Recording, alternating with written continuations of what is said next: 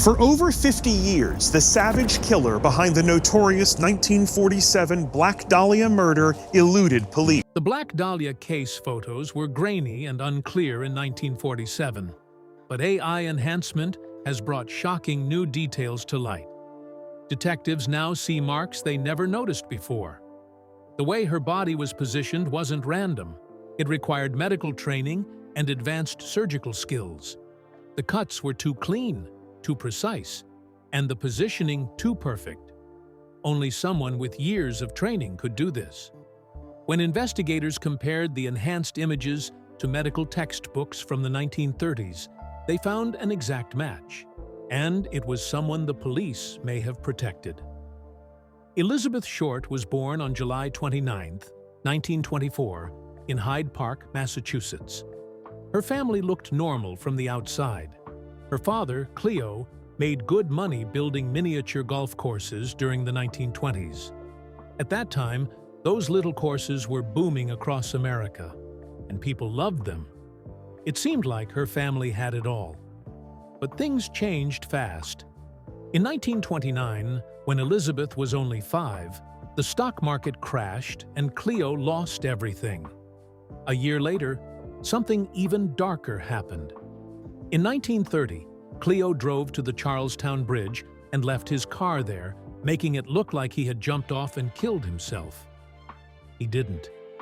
He simply vanished and left his wife and 5 daughters behind.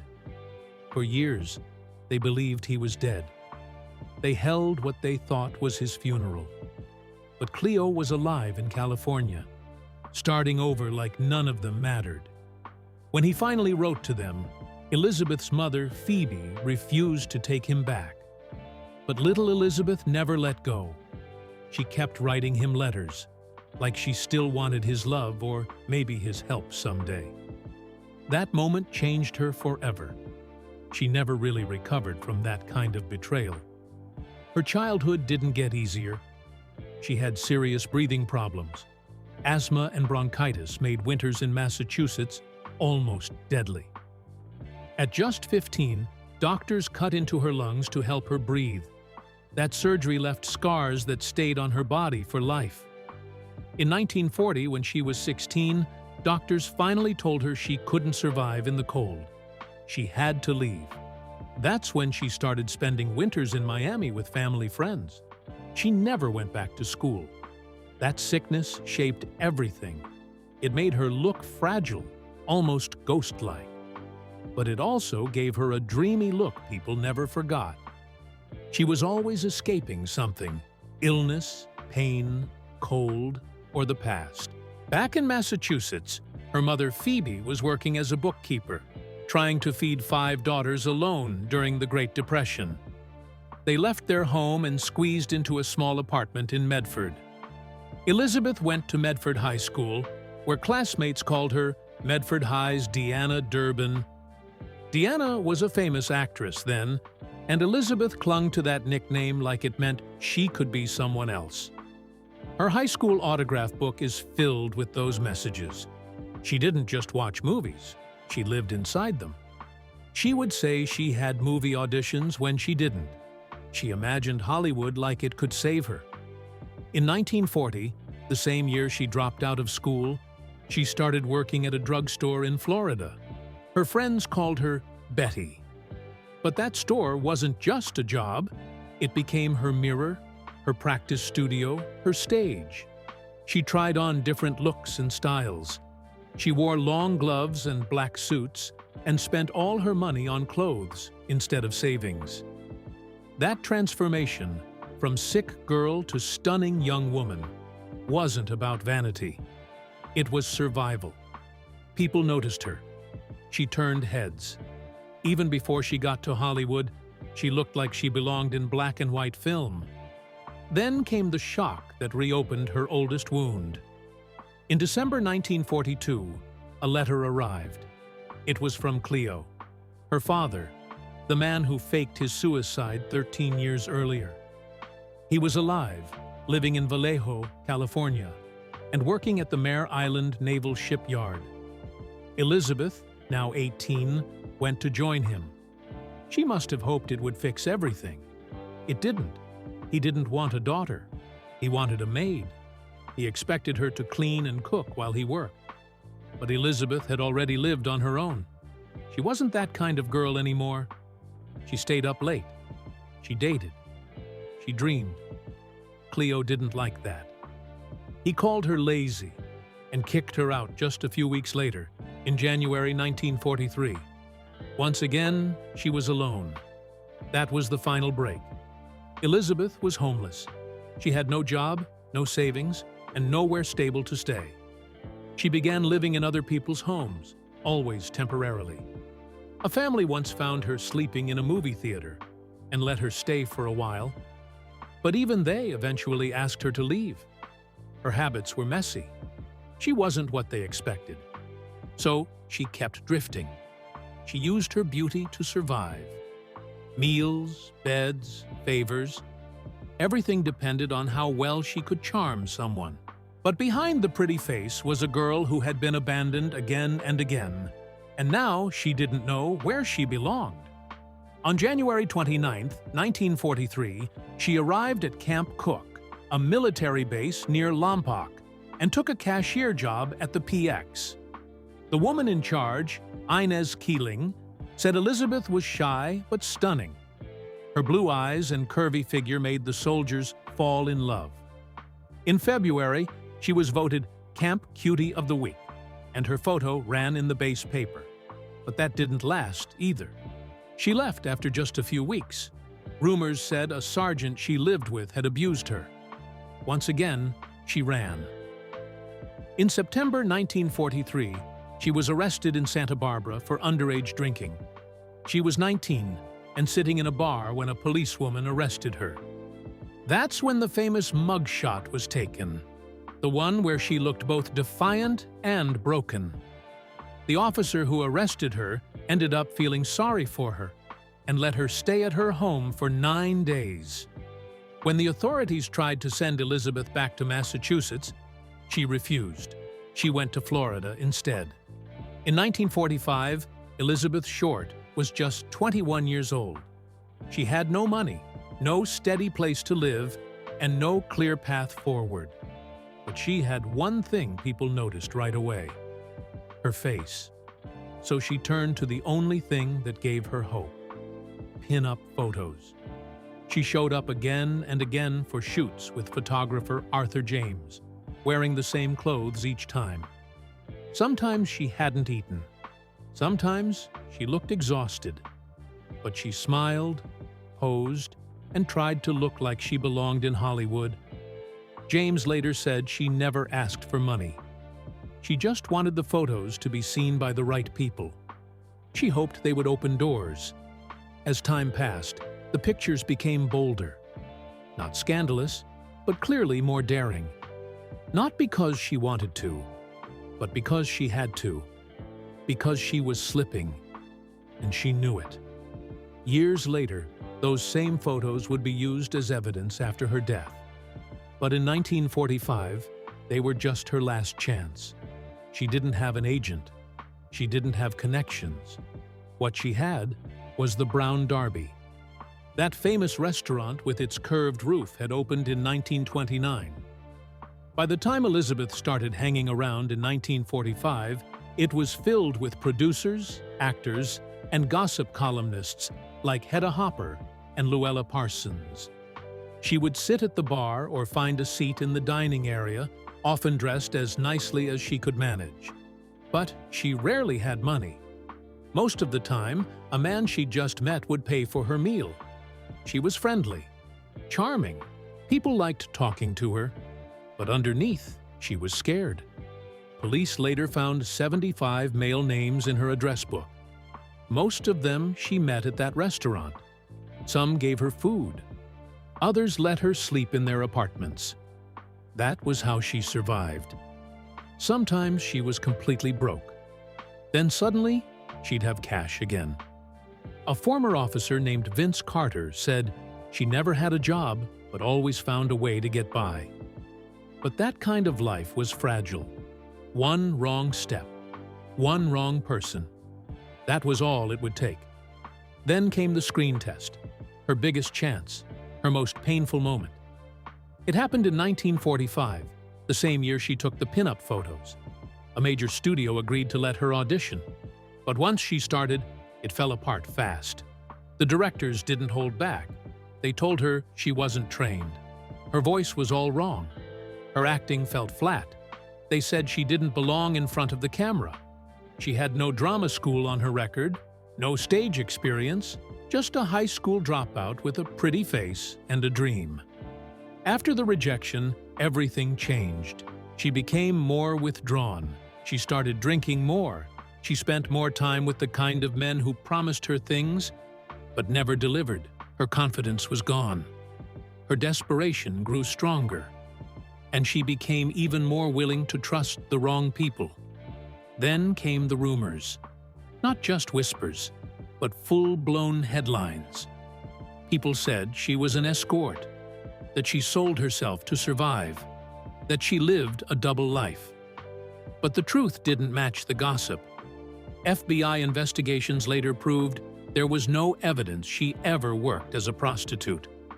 Grand jury testimony backed that up. The rumors came from a 1977 novel called True Confessions that twisted parts of her story into something darker. But even if the claims were false, they stuck. People wanted a scandal.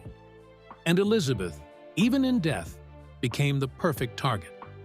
What really happened was simpler and sadder. She accepted gifts from men who liked her. They gave her money, bought her food, let her stay for a few nights. Sometimes they hoped for something in return. Sometimes they didn't. But it wasn't a business. It was survival. And even that was used against her after she died. She met him just as the war was nearing its end. It was New Year's Eve, 1944, in Miami Beach, when Elizabeth Short laid eyes on Major Matthew Michael Gordon Jr. He was 23, already a hero, already scarred by battle. He flew over 50 combat missions and had taken down 2 Japanese Zeros in the sky. Elizabeth had no idea that a chance meeting at a party would turn into the closest thing to real love she'd ever have. After that night, they wrote to each other constantly. One letter from Matthew to his mother said, "In 11 days, she wrote me 27 letters." That's how intense it was. He was in India at the time, healing from a plane crash. Even while injured, he couldn't stop thinking about her. And in one of those letters, he proposed. She accepted. She wrote to him with so much emotion, it spilled out like something too big to hold back. She told him, "When you come home, I'm never going to let you go, darling." But he never came home. On August 10, 1945, just one day before he was to return to her, and less than a week before Japan surrendered, his plane crashed again. This time, he didn't survive. He was 26. His mother sent Elizabeth a short, sharp telegram. "Matt killed in plane crash on way home from India. Our deepest sympathy is with you. Pray it isn't true." But it was true. And everything in Elizabeth cracked apart. She didn't go back to her family. She drifted. The grief hollowed her. The girl who'd once written letters filled with hope now wandered from place to place, untethered, lost in the silence he left behind. By July 1946, she was in Southern California. She went there for another man, Lieutenant Joseph Gordon Fickling. They'd met in Florida, too, during the war. He was stationed in Long Beach now. Their relationship was filled with tension. She still needed love, but she also needed attention. She charmed other men, and that hurt Fickling. Still, he didn't walk away. They kept writing, kept meeting, kept trying. Her final letter to him came on January 8, 1947. She told him she was planning to move to Chicago and become a fashion model. He got that letter the day before she vanished. That was the last time anyone heard from her. Her final months were filled with chaos. She didn't have money. She didn't have a home. She moved from place to place across Los Angeles. From November 13 to December 15, 1946, she shared a tiny Hollywood apartment with 8 other girls. Rent was low, but still too much for her. She would hide from the landlord, afraid he'd ask for money. She borrowed everything: cash, clothes, lipstick. She clung to her looks like they were all she had left. She would convince people to let her stay, or talk her way out of paying. But sooner or later, they'd ask her to leave. She always did. Alone again. People say she didn't drink, that she was sweet and shy. But something changed. People who knew her in those last months told a different story. She started drinking heavily. She was seen with different men almost every night, sometimes more than one at a time. People whispered. They said she slept with married men. They said women didn't trust her. Even her old boss from Camp Cook noticed. At first, Elizabeth never went out. Then she started seeing soldiers several times a week. The quiet girl turned into someone people called a man-eater. Maybe it was grief. Maybe it was survival. Maybe it was both. But in the end, it looked like she was spiraling, searching for something in strangers' eyes that she once found in a letter from India. Something she would never find again. She came to Los Angeles in July 1946 with dreams bigger than her suitcase. She wasn't just chasing roles. She was chasing an idea, a feeling, maybe a name in lights. But all she could find was a waitressing job. She worked nights while trying to get noticed, hoping someone might offer her something more than a plate to carry. Her room was nothing special. It sat behind the Florentine Gardens nightclub on Hollywood Boulevard, tucked away where the noise never really stopped. People saw her around.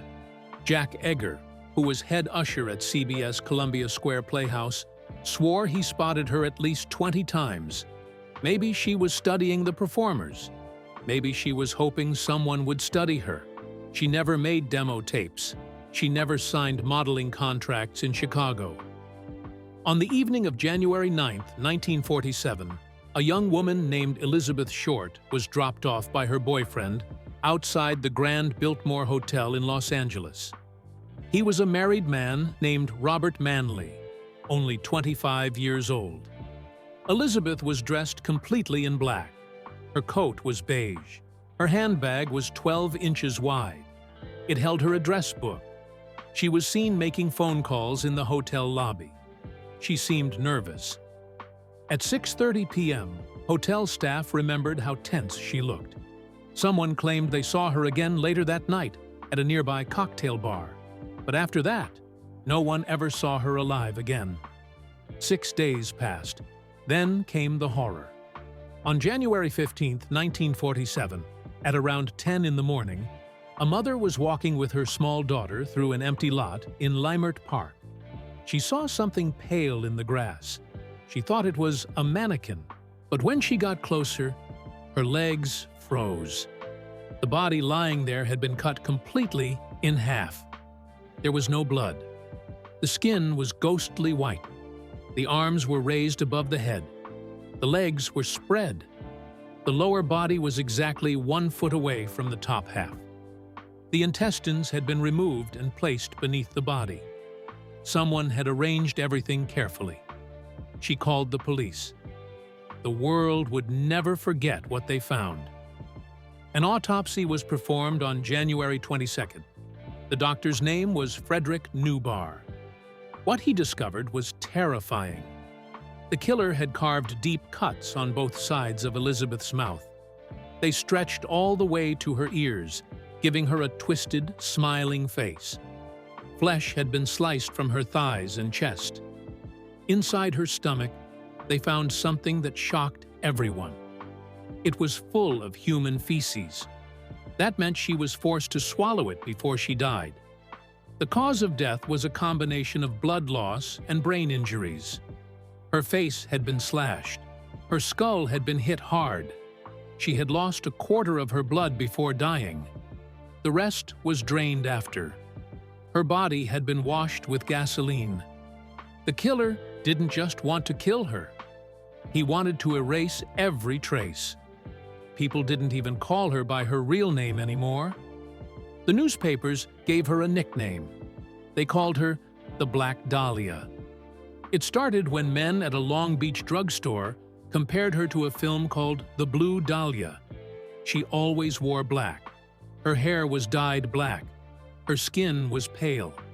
Reporters used the name in headlines. Within a month, it appeared in over 500 articles. Before that, the press had called it the werewolf murder. But the name Black Dahlia stuck. It turned Elizabeth from a real person into a symbol of Hollywood's darkest secrets. 9 days after the body was found, on January 24th, an envelope arrived at the Los Angeles Examiner newspaper. It was made of manila paper. On the front were cut-out letters from magazines. They said, "Here is Dahlia's belongings letter to follow." Inside the envelope were her personal items, her birth certificate, her photos, pieces of paper with names, her black address book. The name on the book was Mark Hansen. Some pages had been torn out. Every item was wiped clean with gasoline, just like her body. 3 days before, someone had called the newspaper, claiming to be the killer. He promised to send souvenirs. He kept that promise. The police found fingerprints on the envelope, but they were ruined in transit. They couldn't use them. The police launched one of the biggest investigations Los Angeles had ever seen. Over 750 officers were involved. They questioned more than 150 men. Some were doctors, some were criminals, some were strangers. One report said there were 316 suspects. 50 of them were arrested. None were charged. They searched storm drains. They searched empty houses. They even looked along the river. Nothing helped. A city councilman offered a $10,000 reward. In today's money, that would be over $140,000. But still, no one came forward with the truth. One man stood out more than anyone else. His name was Dr. George Hodel. He was a brilliant surgeon. He graduated from medical school in 1936. His IQ was 186. His son, Steve Hodel, later became a detective. He noticed something disturbing. The way Elizabeth's body was cut matched a surgery that George had learned back in the 1930s. In early 1950, the district attorney placed wiretaps in George Hodel's home. What they recorded was shocking. George was heard saying, "Supposin' I did kill the Black Dahlia. They couldn't prove it now. They can't talk to my secretary anymore because she's dead." That secretary, Ruth Spaulding, had died of a mysterious overdose. She might have known too much.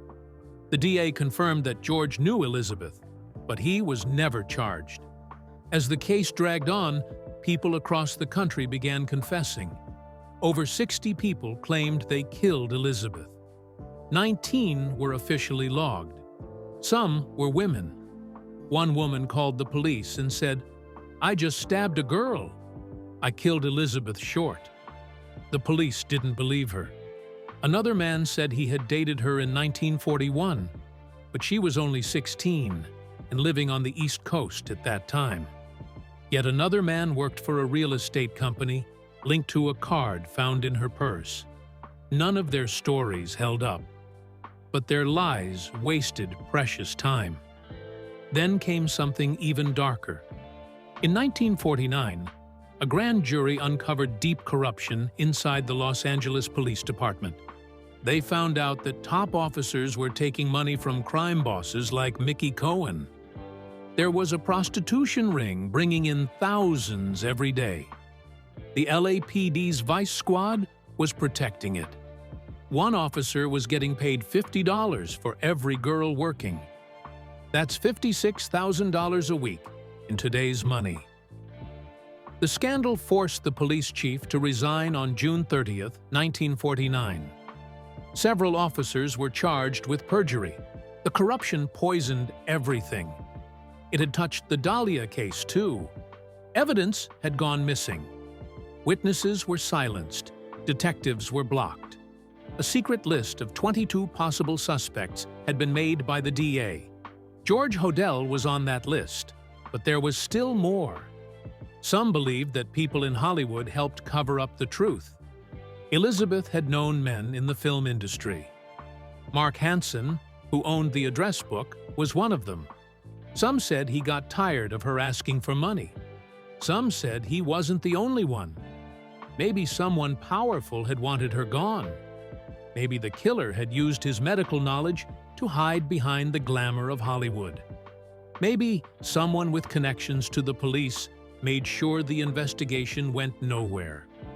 The idea of a cover-up has never gone away. The case remains unsolved.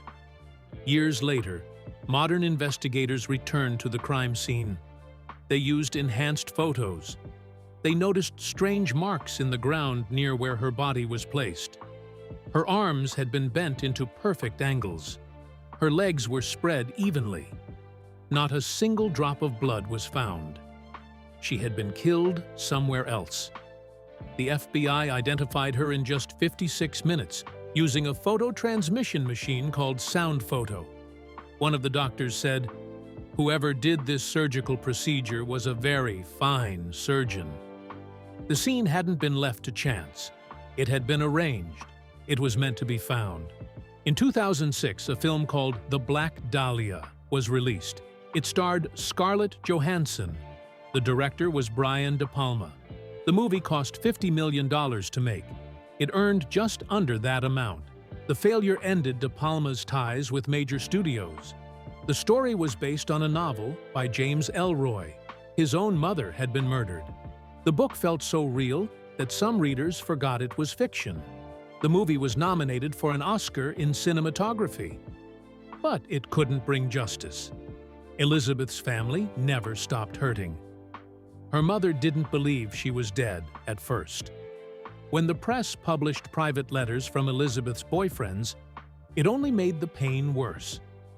Her sister had been living just down the street from where Elizabeth was killed, but no one ever told her the full truth. Years later, Steve Hodel, the son of George, wrote a book accusing his own father. The case file grew larger and larger until it had more than 3,000 pages. Still, there was no answer.